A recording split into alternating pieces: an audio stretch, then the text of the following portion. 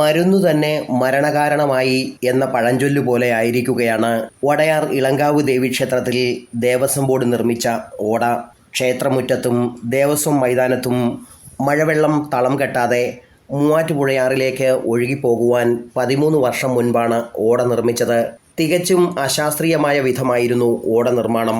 ഇതോടെ മഴ പെയ്താലും പെയ്തില്ലെങ്കിലും മൂവാറ്റുപുഴയാറിൽ ജലനിരപ്പ് ഉയർന്നാൽ ഇളങ്കാവ് ദേവീക്ഷേത്രത്തിനകത്തും പുറത്തും വെള്ളം പൊങ്ങുന്ന നിലയാണ്.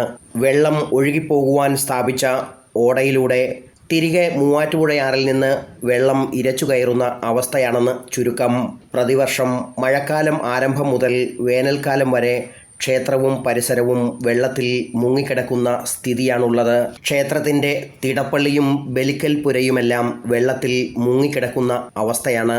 തിരുവിതാംകൂർ ദേവസ്വം ബോർഡിൻ്റെ ഏറ്റവും വരുമാനമുള്ള പ്രധാന ക്ഷേത്രങ്ങളിലൊന്നും ഏഷ്യയിലെ ഏറ്റവും വലിയ നിശാ ജലോത്സവമായ ആറ്റുവേല കൊണ്ട് പ്രസിദ്ധവുമായ വടയാർ ഇളങ്കാവ് ദേവീക്ഷേത്രത്തിനാണ് ഈ ദുർഗതി. സമീപമുള്ള ഇളങ്കാവ് ഗവൺമെൻറ് UP സ്കൂളിലെ പിഞ്ചു വിദ്യാർത്ഥികളും അധ്യാപകരും ക്ഷേത്രത്തിനടുത്തുള്ള 30ഓളം വീട്ടുകാരും മുട്ടിനുമേൽ വെള്ളത്തിലൂടെ സഞ്ചരിക്കേണ്ട അവസ്ഥയാണ്. തുടർച്ചയായ വെള്ളക്കെട്ട് മൂലം ചുറ്റമ്പലവും സഹസ്രദീപ ചുവരുകളും ജീർണിച്ച് നശിക്കുന്ന നിലയാണുള്ളത്.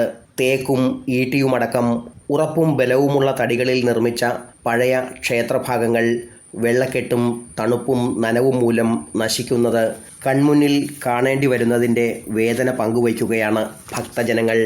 അമ്പലത്തിൽ തൊഴാൻ വരുന്നതാണ്. അവിടെ ഭയങ്കര വെള്ളക്കെട്ടാണ്.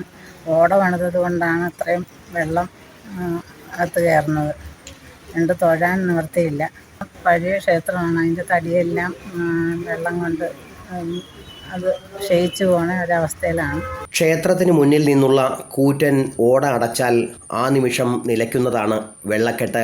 മഴവെള്ളം ഒഴുകിപ്പോകുവാൻ ശാസ്ത്രീയമായ രീതിയിൽ പുതിയ ഓട നിർമ്മിക്കുകയും വേണമെന്ന് ക്ഷേത്രോപദേശക സമിതി മുൻ പ്രസിഡന്റും വ്യാപാരിയുമായ ജയകുമാർ പറയുന്നു. മൂവാറ്റുപുഴയാറിൽ നിന്ന് വെള്ളം തിരിച്ച് അമ്പലത്തിലേക്ക് കയറത്തക്ക രീതിയിലാണ് നിലവിൽ ഈ ഓടയുടെ കൺസ്ട്രക്ഷൻ നടന്നിരിക്കുന്നത്.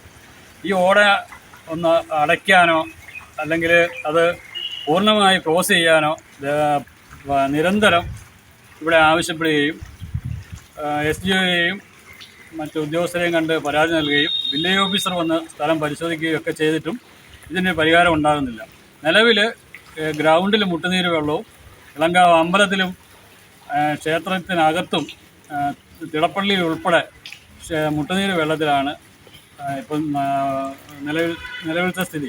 ക്ഷേത്രവും പരിസരവും നേരിടുന്ന ദുരവസ്ഥ നാട്ടുകാരും ഭക്തജനങ്ങളും പലവട്ടം ചൂണ്ടിക്കാട്ടിയിട്ടും ദേവസ്വം ബോർഡ് അനങ്ങാപ്പാറ നയം തുടരുകയാണ്.